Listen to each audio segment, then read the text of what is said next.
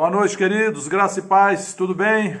Estamos aqui mais uma vez para mais uma palavra, para nos edificar, para nos alimentar, para esclarecer o nosso entendimento. Graças a Deus, estamos aqui mais um dia que o Senhor nos permite e nos deu de vida, amém? Quero agradecer a todos que têm se inscrito aí no canal, pedir você que ainda não é inscrito, se inscreva. Se você já é inscrito, compartilhe essa mensagem, compartilhe com outras pessoas este canal, para que eles possam também se inscrever e também serem abençoados com esta palavra, amém? Quero pedir também, se você tem alegria e liberdade no seu coração e deseja contribuir para a divulgação da palavra por intermédio da Vida Plena Ministério Internacional, você pode enviar a sua contribuição para Banco do Brasil, Banco 001, agência 1022, dígito 7, conta corrente 23428, dígito 1, Vida Plena Ministério Internacional. Amém? Dito isso, quero ler 3 versículos em Hebreus para a gente começar a palavra de hoje. Primeiro, Hebreus capítulo 3, versículo 1, que diz: Por isso, santos irmãos, que participais da vocação celestial, considerai atentamente o apóstolo e sumo sacerdote da nossa confissão, Jesus. Devemos, queridos, considerar, atentar, ficarmos atentos ao apóstolo e sumo sacerdote da nossa fé, da nossa confissão, que é Jesus Cristo. Hebreus 4,14 diz: Tendo, pois, a Jesus, o Filho de Deus, como grande sumo sacerdote que penetrou os céus, conservemos firmes a nossa confissão. Amém, queridos? Esse versículo nos fala sobre nos mantermos firmes, fundamentados na palavra, fundamentados em Jesus Cristo. Esta é a razão pela qual nós seremos vitoriosos, é sermos fundamentados, radicados em Cristo. E por último, Hebreus 10, 23, que diz: Guardemos firme a confissão da esperança sem vacilar, pois quem fez a promessa é fiel. Devemos ter sempre em nossa boca a confissão da palavra, sem nenhuma dúvida no nosso coração, porque Deus é fiel e Ele cumpre a sua palavra. Amém? E nesses textos que eu li, a gente vê em todos eles a importância da confissão. E quando nós precisamos entender, queridos, que confessar a palavra, a gente precisa confessar com consciência do que nós estamos dizendo, crendo e com a nossa consciência ter bem claro, né, que a palavra nos mostra claramente a vitória eterna de Jesus Cristo e a derrota definitiva de Satanás. E nós precisamos ter isso bem em mente. Satanás já foi derrotado, não tem mais revanche, Jesus o venceu de uma vez por todas, e ele foi reduzido a nada, e hoje Jesus está sentado à direita de Deus Pai, e nós que cremos em Jesus fomos redimidos, fomos perdoados, fomos libertos, fomos sarados em Cristo. Por isso, querido, nós, com essa consciência, né, do autor e consumador da nossa fé, do grande sumo sacerdote da nossa fé, nós não pedimos para ser curados, porque nós já fomos curados, como diz a primeira carta de Pedro, no capítulo 2, no versículo 24, que diz: carregando ele mesmo em seu corpo no madeiro os nossos pecados, para que nós, mortos para o pecado, vivamos para a justiça. Por suas pisaduras fostes sarados. Então, nós fomos sarados há 2000 anos, quando naquela cruz Jesus levou os nossos pecados, levou as nossas dores, as nossas enfermidades. Nós não seremos sarados agora, nós já fomos sarados. Nós precisamos tomar posse, querido, desta bênção, deste favor, desta graça que Deus nos outorgou ali na cruz do Calvário. Amém? E nos mantermos curados com essa consciência de que aquilo que Jesus já pagou por nós, pagou o preço por nós, não precisamos pagar novamente.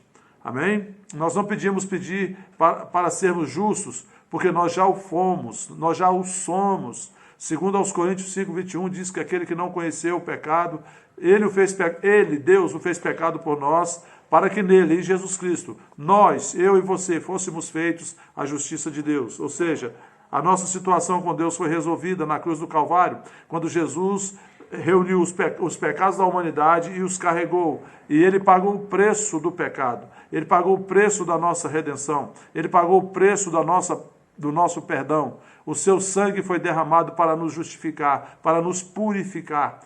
Amém, querido? Nós precisamos ter essa consciência e manter firme essa confissão.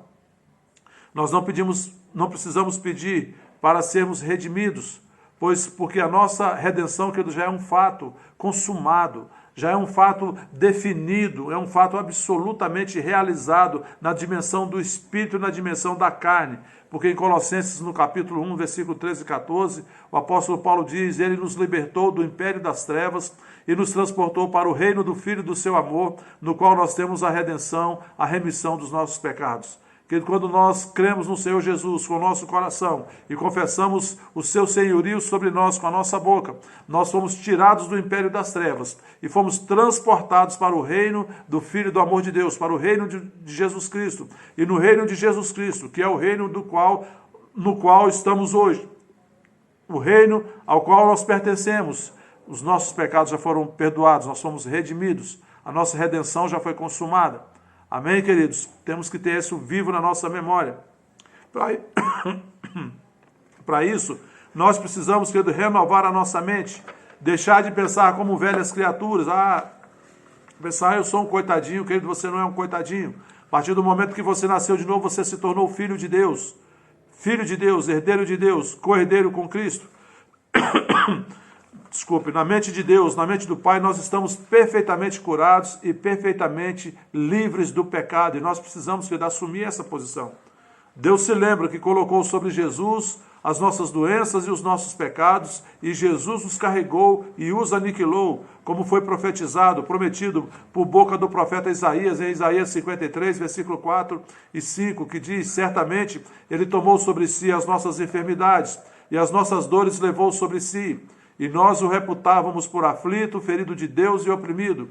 Mas ele foi traspassado pelas nossas transgressões e moído pelas nossas iniquidades. O castigo que nos trouxe a paz, ou que nos traz a paz, estava sobre ele, e pelas suas pisaduras fomos sarados. Então, na mente de Deus, querido, os nossos pecados foram colocados sobre Jesus naquela cruz. E Jesus os carregou e os aniquilou. Nós não precisamos carregar novamente. Na mente de Cristo, querido, nós estamos perfeitamente curados, porque Jesus pode se lembrar de quando ele foi feito pecado com os nossos pecados, de quando ele foi feito doente com as nossas doenças. Jesus se lembra, querido, de quando aniquilou nossos pecados e nossas doenças.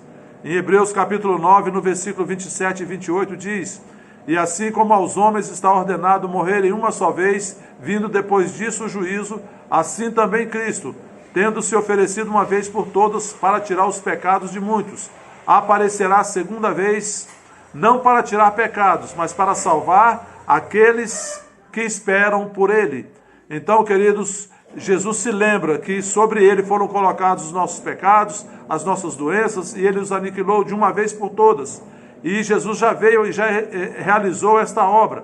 E ele voltará, não mais para tirar os pecados de muitos, mas ele vai vir para levar aqueles que esperam por eles, aqueles que creram em Jesus Cristo, aqueles que o confessaram como Senhor e Salvador das suas vidas.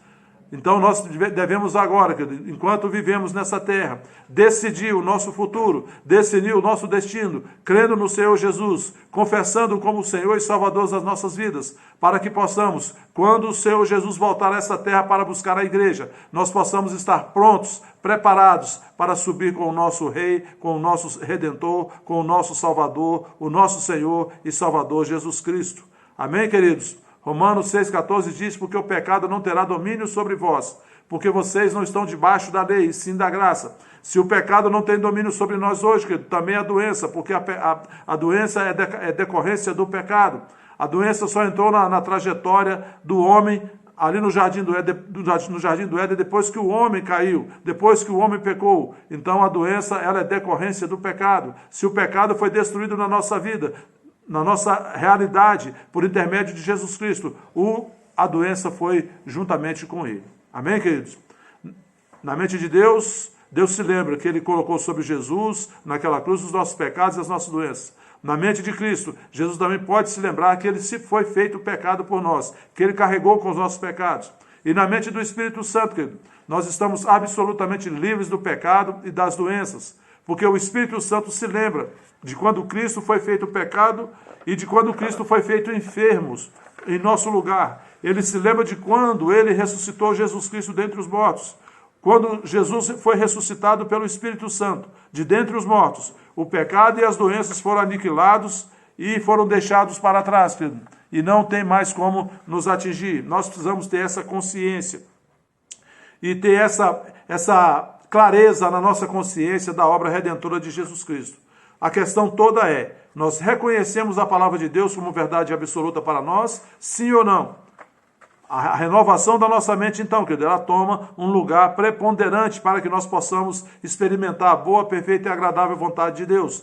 Precisamos renovar a nossa mente, nos transformar pela renovação da nossa mente, mediante a palavra de Deus, para que nós possamos pensar, falar e agir conforme Deus diz na sua palavra. E quando nós pensamos, agimos e falamos conforme Deus diz na sua palavra, nós vamos experimentar a boa, perfeita e agradável vontade de Deus.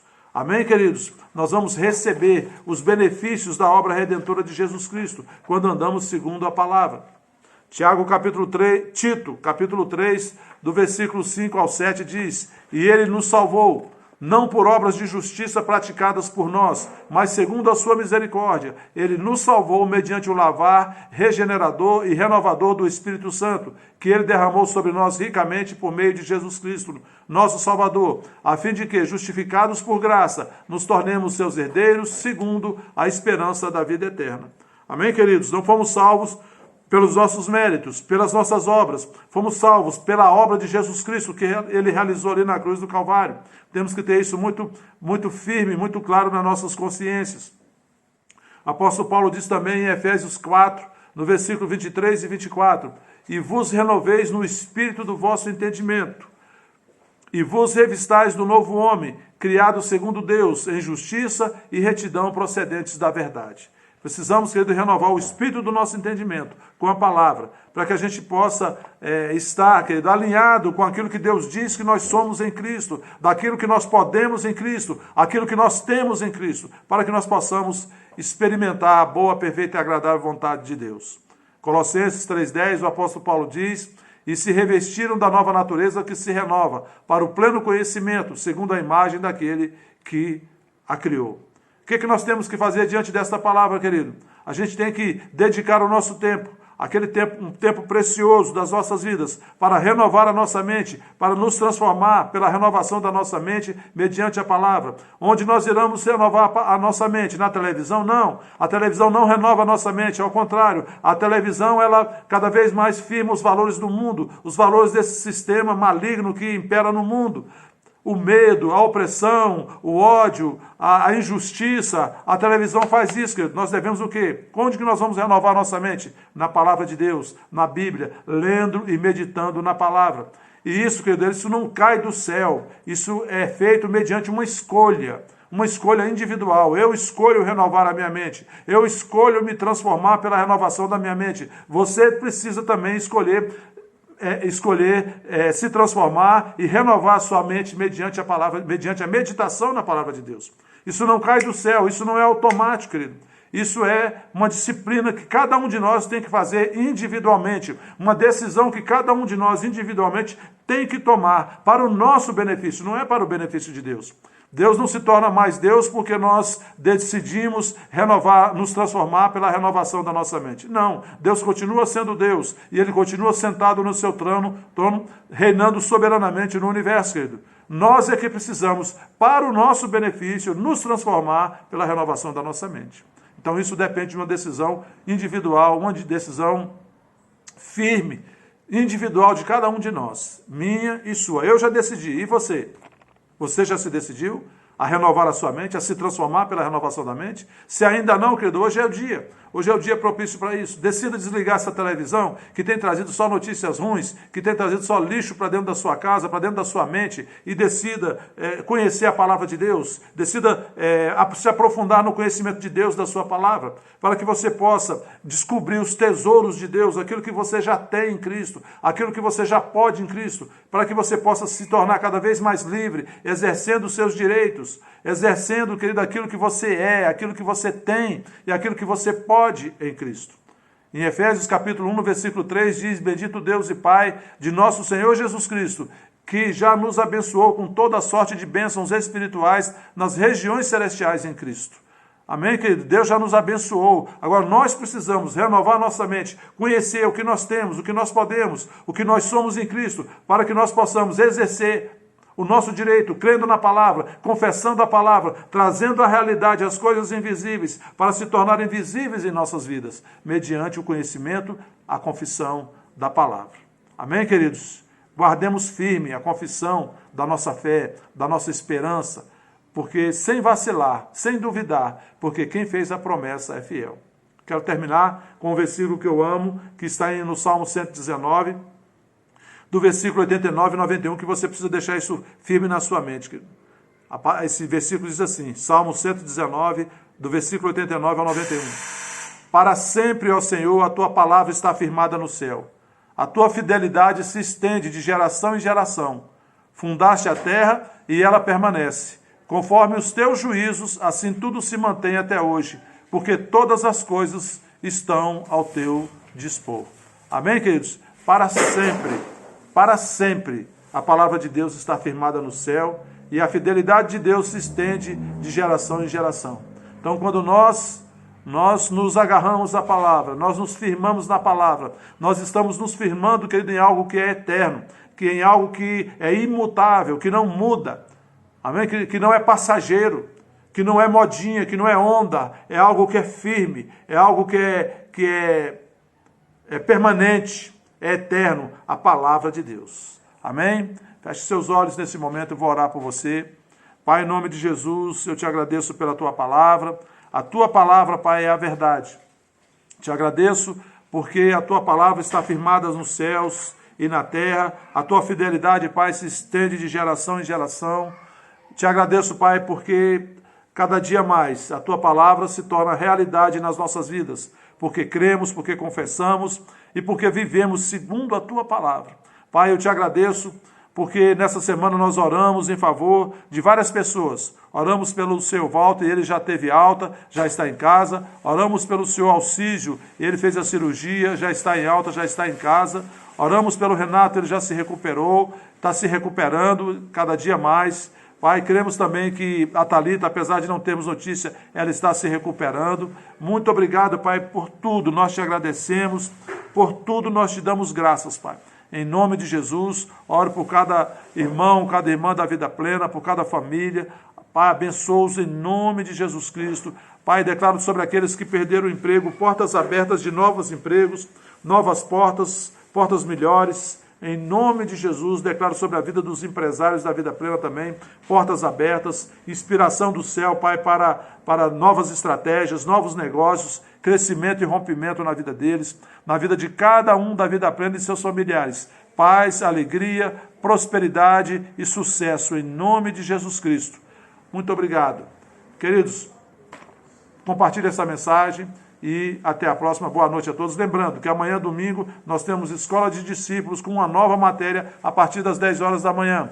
E às 19 horas, o nosso culto de oração, culto de adoração, sendo que amanhã ainda será online. Mas a partir do próximo domingo, 14 de junho, já teremos o culto presencial com aquelas pessoas que podem comparecer e dentro daqueles critérios estabelecidos pelas normas do governo do Distrito Federal. Amém? Boa noite a todos, fiquem na paz, até a próxima.